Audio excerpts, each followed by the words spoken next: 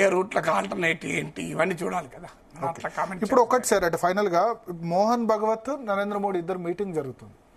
So ఇది మీరు అన్నట్టు పొలిటికల్ గా మోహన్ భగవత్ కలిసిన తర్వాత దాడులు జరిగితే అది పొలిటికల్ గా తప్పుడు నిర్ణయం లాగా వెళ్లే అవకాశం ఉంది. తప్పుడు జరిగితే కనుక తప్పుడు నిర్ణయం ఏముంది అందులో, అంటే అట్లా పొలిటికల్ గా రాజకీయ నిర్ణయం అని వచ్చే అవకాశం రావడానికి బీజేపీ ఏమైనా హెసిటేట్ చేస్తే కదా, వాళ్ళు they want to send A message. అందుకే కదా లేకపోతే ఎందుకు కలుస్తారు. ఇప్పుడు బీహార్ నుంచి మాట్లాడుతున్నది అందరికీ తెలుసు కదా, ఇది రాజకీయంగా అనుకుంటారని. అనుకుంటే ఎంత మాకేందంటారు. ఇప్పుడు పుల్వామా దాడి తర్వాత పెద్ద ఎత్తున రాజకీయంగా వాడుకోలేదా. సో అందువల్ల మీకు అందులో భారతీయ జనతా పార్టీ తప్పని అనుకుంటే సమస్య, తప్పని అనుకోవడం లేదు కదా. సో అందువల్ల మోహన్ భగవత్ కలవడమైనా బీహార్ నుంచి మాట్లాడడమైనా ఇది పార్ట్ ఆఫ్ పొలిటికల్ ఎజెండా. అంటే ఇది పార్ట్ ఆఫ్ పొలిటికల్ ఎజెండా, అదేమి రహస్యంగా జరుగుతున్నది ఏం కాదు కదా. ఇప్పుడు కలవాలనుకుంటే మనది లేకుండా కలవలేరా. ఆపోజిషన్ మోరార్లెస్ ఎట్లా ఉంది ఈ వ్యవహార శైలి వారం రోజులు? ఆపోజిషన్ మీకు ఆల్ పార్టీ మీటింగ్ లోనే చెప్పారు కదా, పూర్తి మద్దతు ఇస్తున్నాం, ఏ చర్యైనా తీసుకోండి, మేము ఖచ్చితంగా మీకు మద్దతు ఉంటుంది, భారత ప్రభుత్వం తీసుకోవాల్సిన నిర్ణయం ఇది. ఈ విషయంలోనే మళ్లీ చెప్పేది అదే, కులాలకు మతాలకు ప్రాంతాలకు భాషలకు రాజకీయాలకు అతీతంగా ఇండియా షుడ్ బి యునైటెడ్.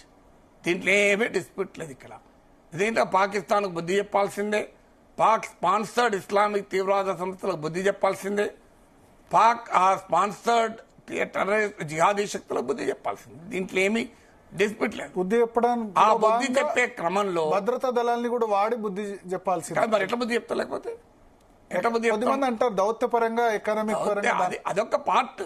ఇదే దౌత్యపరంగా ఎకనామిక్ పరంగా భద్రతా బలగాలు ఇవన్నీ కూడా మిక్స్, ఒకదానికి ఒక సబ్స్టిట్యూట్ కాదు, సప్లిమెంట్ కదా. మిలిటరీ యూజ్ చేయాల్సిందే, సప్లిమెంట్ కాదు కదా. మిలిటరీ పవర్ యూజ్ చేయాల్సిందే.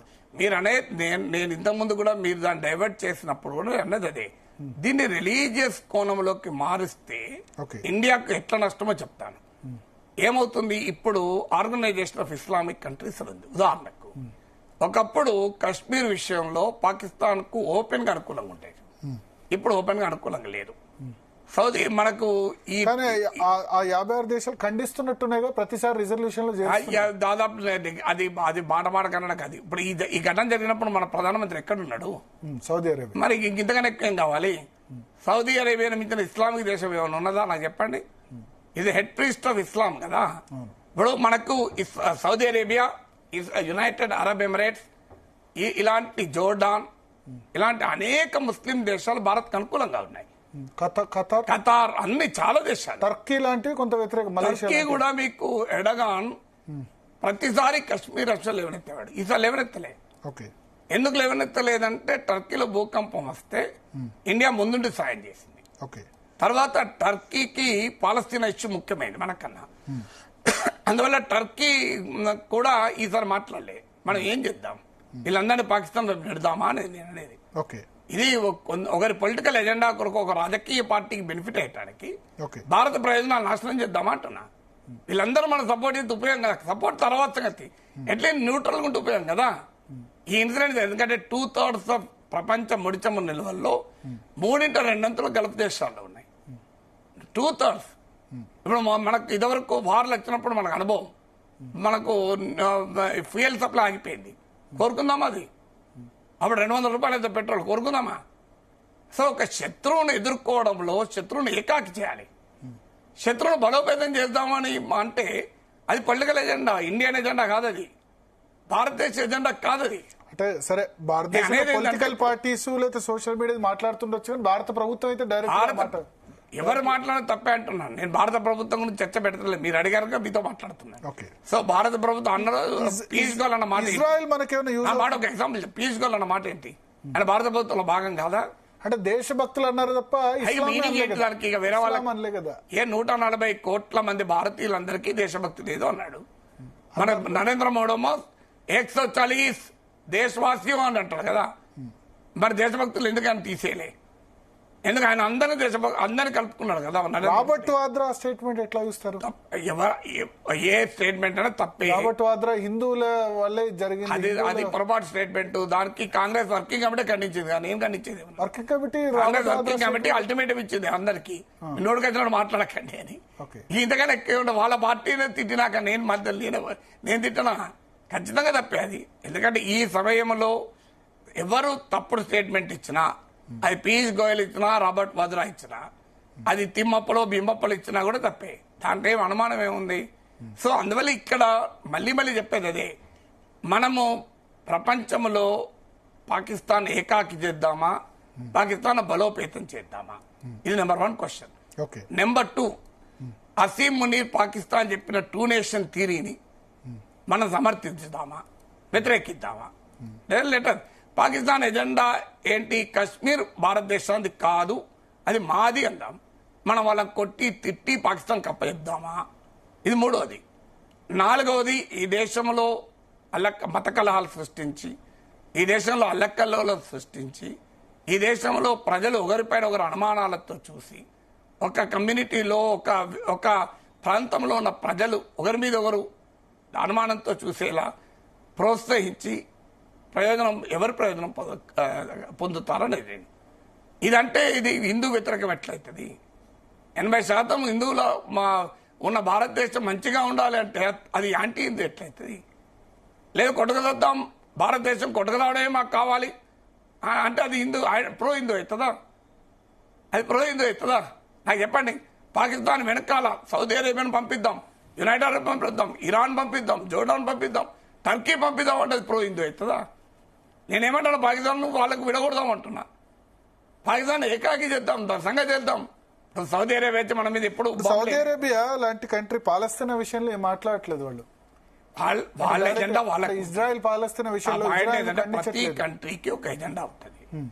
ఆ ఎజెండాతో మనకు సంబంధం లేదు. మనం ఏంటి, మనకు సౌదీ అరేబియాకు మంచి రిలేషన్ ఉన్నప్పుడు కాశ్మీర్ విషయంలో లేకపోతే ఇంకా దీని విషయంలో చేసిన సౌదీ అరేబియా అది చేస్తుందా? ఎందుకంటే సౌదీ అరేబియా యూఏఈ పెద్దగా పట్టించుకునేది ఏం చేస్తుంది అనేది స్పెక్యులేషన్ కాదు. ఎలా ఏం చెయ్యాలి, మనం ఏం కోరుకుందాం అనేది పాయింట్. మనం వాళ్ళ శత్రువులను చేసుకుందామా, మిత్రులుగా ఉపయోగించుకుందామా? అది క్వశ్చన్ కదా. ఇప్పుడు లేకపోతే నరేంద్ర మోడీ ఎందుకు వెళ్ళాడు సౌదీ అరేబియాకు? మన ముస్లిం దేశానికి ఎందుకు వెళ్ళాడు నరేంద్ర మోడీ? మంచి రిలేషన్స్ ఉన్నాయి మరి అదే కదా నేను చెప్పేది కూడా అదే అడుగుతున్నా.